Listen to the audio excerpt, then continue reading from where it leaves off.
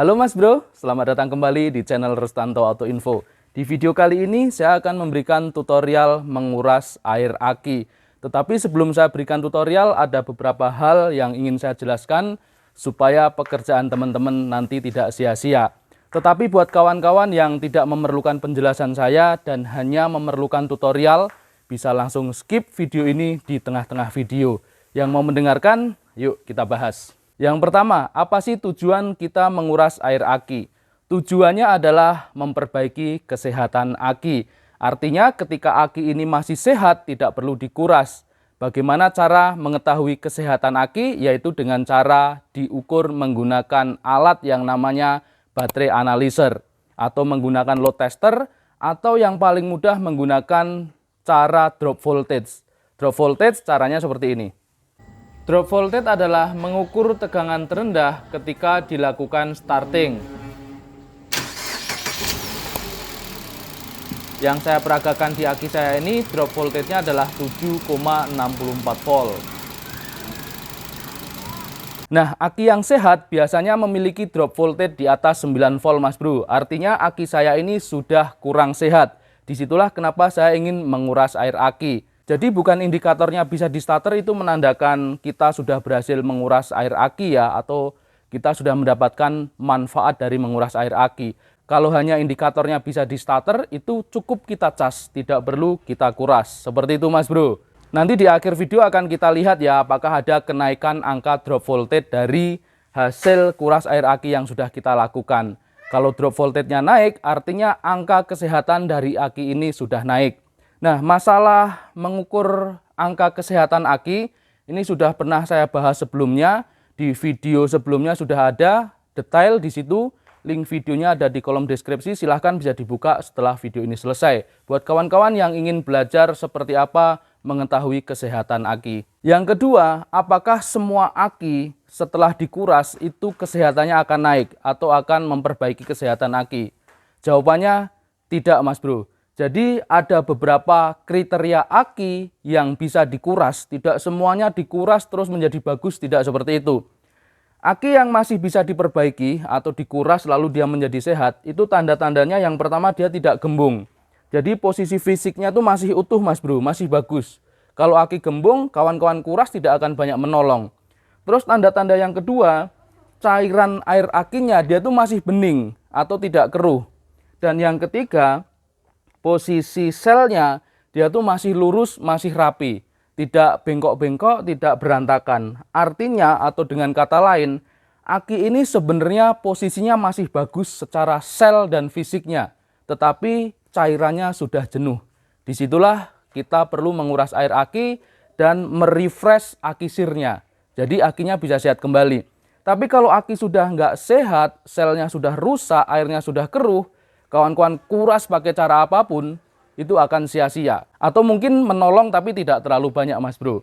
Oke, itu saja yang dapat saya jelaskan. Jadi nanti indikatornya bukan hanya aki ini bisa buat starter atau tidak, tetapi indikatornya adalah angka kesehatan yang tadi sudah saya jelaskan di awal.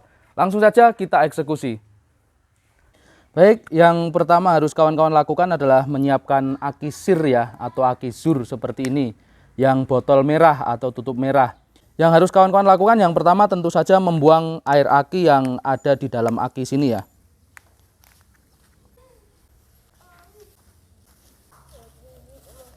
Ini kita buang semua isi air akinya.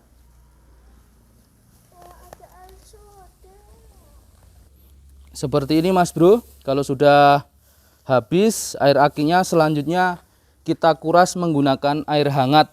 Air hangat itu berkisar antara 80 derajat ya. Pokoknya sebelum mendidih lah, kawan-kawan bisa memperkirakan sendiri ya. Oke, kita masak dulu airnya, kita hangatkan dulu. Ya, jadi Mas Bro bisa panasin air dulu seperti ini ya, menggunakan kompor seperti biasa. Seperti kawan-kawan masak air lah. Tapi jangan sampai mendidih Mas Bro. Atau sekitar 80 derajat lah, hampir mendidih. Ini tujuannya supaya nanti untuk melunturkan atau menghilangkan kerak-kerak dari asam sulfat yang nempel di sel aki Mas Bro ya. Kenapa kita harus menggunakan air hangat? Oke, air hangat ini kita isikan sampai penuh ke semua sel Mas Bro ya. Ini supaya kerak asam sulfat tadi yang dari air aki sebelumnya yang sudah jenuh ini bisa rontok, bisa bersih selnya dan sehat kembali.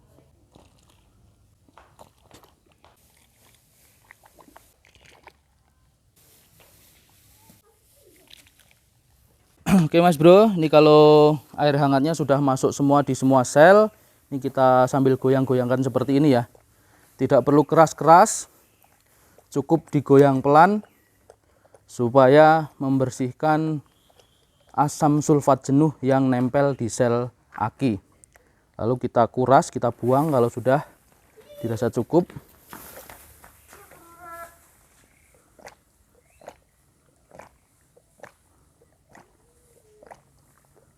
Seperti ini.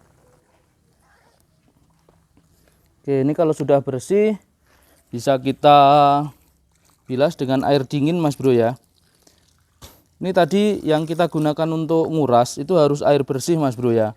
Kebetulan kalau pump di tempat saya itu bersih, jadi saya menggunakan air pump.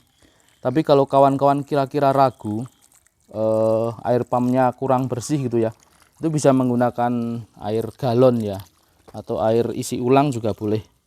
Selanjutnya kita bilas pakai air bersih ya, sampai bersih, benar-benar bersih. Air biasa ini.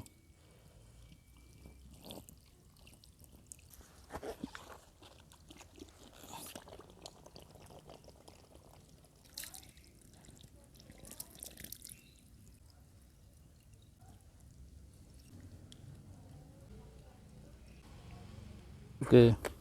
Seperti ini digoyang-goyang ringan saja Mas Bro ya, goyang-goyangnya tidak usah terlalu kuat supaya selnya tetap aman.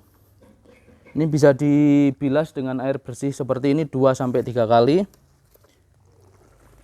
Lalu kita tiriskan. Setelah semua air yang kita gunakan untuk bilas dan kuras tadi dirasa bersih, ini siap kita isi ulang dengan menggunakan air aki sir yang baru. Baik, langkah terakhir kita isi dengan aki sir yang baru Mas Bro ya, sampai batas upper atau max level. Kita tidak harus melihat di sisi samping sini ya max level. Cara mudahnya kita bisa lihat langsung di lubangnya. Ini caranya sudah pernah saya berikan di tutorial sebelumnya. Kalau kawan-kawan yang pengen tahu dan belum tahu, silahkan link videonya ada di kolom deskripsi, bisa dibuka setelah video ini selesai. Bagaimana cara mengetahui level dari lubang pengisian sel aki ini.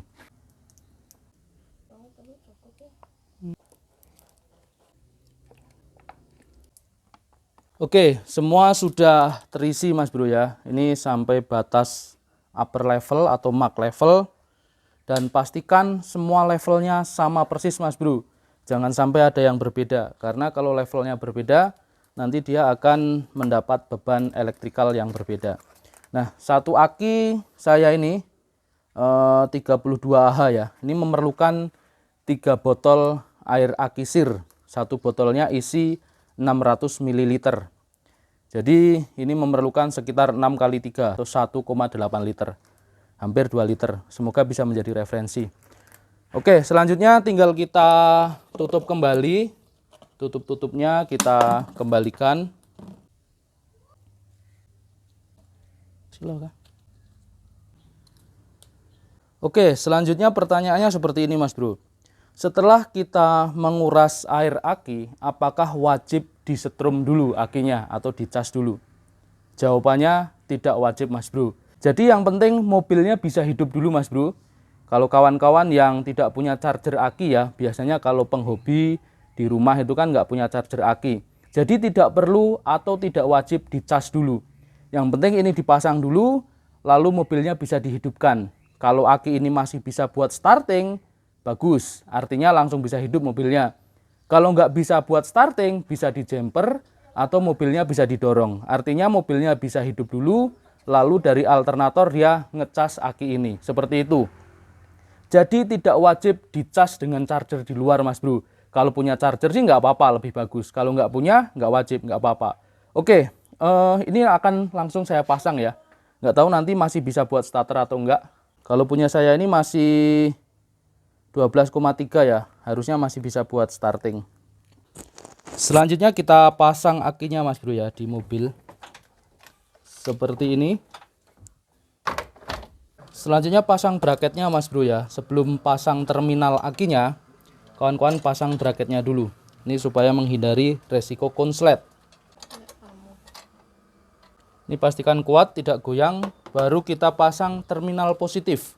Ingat, pasang aki dimulai dari terminal positif dulu Mas Bro, untuk menghindari resiko konslet. Dan pastikan sekali lagi positif dapat positif, jangan sampai terbalik. Ini kenapa harus dapat yang positif dulu? Ini supaya menghindari resiko konslet Mas Bro. Kalau kita lagi ngencengin seperti ini dan tidak sengaja kunci kita kena bodi seperti ini nggak akan konslet karena yang negatif belum terpasang. Tapi kalau yang negatif sudah terpasang, pasti seperti ini dia akan konslet atau short. Seperti itu. Jadi dipasangnya harus yang positif dulu.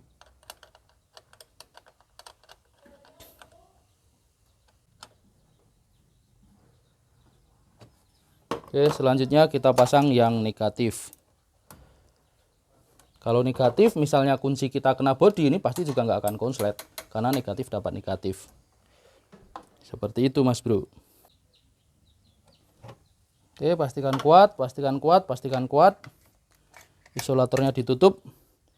Saya akan coba gunakan untuk starting ya. Apakah langsung bisa di starting, atau perlu di jumper, atau perlu didorong. Yang penting pastikan mobilnya bisa hidup dulu, supaya akinya bisa ngecas menggunakan alternator ya. Saya coba start. Oke, ini masih bisa buat starter ya.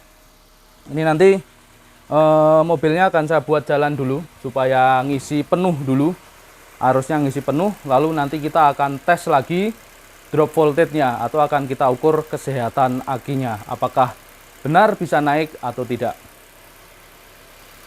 Oke Mas Bro, ini mobilnya tadi malam sudah saya buat jalan ya, harusnya akinya sudah mengisi dari alternator. Sekarang kita tes berapa drop voltage-nya untuk sebagai indikator kesehatan aki. Apakah kesehatannya lebih baik atau sama saja atau malah lebih buruk. Oke, langsung saja saya pasang multimeter seperti sebelumnya ya. Posisinya seperti ini. Voltase awal 12,43 akan saya lakukan starter. Berapa drop voltage-nya.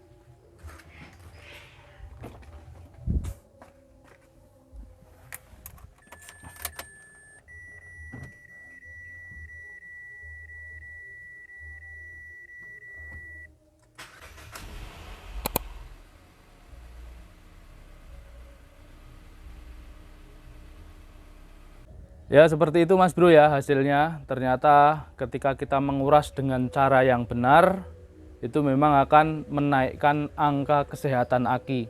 Jadi bukan hanya bisa di starter atau nggak bisa di starter ya angka kesehatan itu. Aki sehat artinya dia mampu menyimpan arus lebih lama. Kalau aki sudah soak, sehari, 2 hari atau 3 hari nggak dipakai, dia sudah tidak bisa dibuat starter. Tapi kalau aki sehat, mobil tidak dipakai seminggu, 2 minggu, bahkan 3 minggu itu masih bisa di starter. Seperti itu namanya aki sehat. Jadi tadi before kuras itu kita dapat tegangan dropnya 7,6, setelah dikuras kita dapat 9,4. Artinya angka kesehatannya sudah naik. Demikian video dari saya dan penjelasan dari saya di kesempatan kali ini. Apabila bermanfaat jangan lupa like dan subscribe. Terima kasih.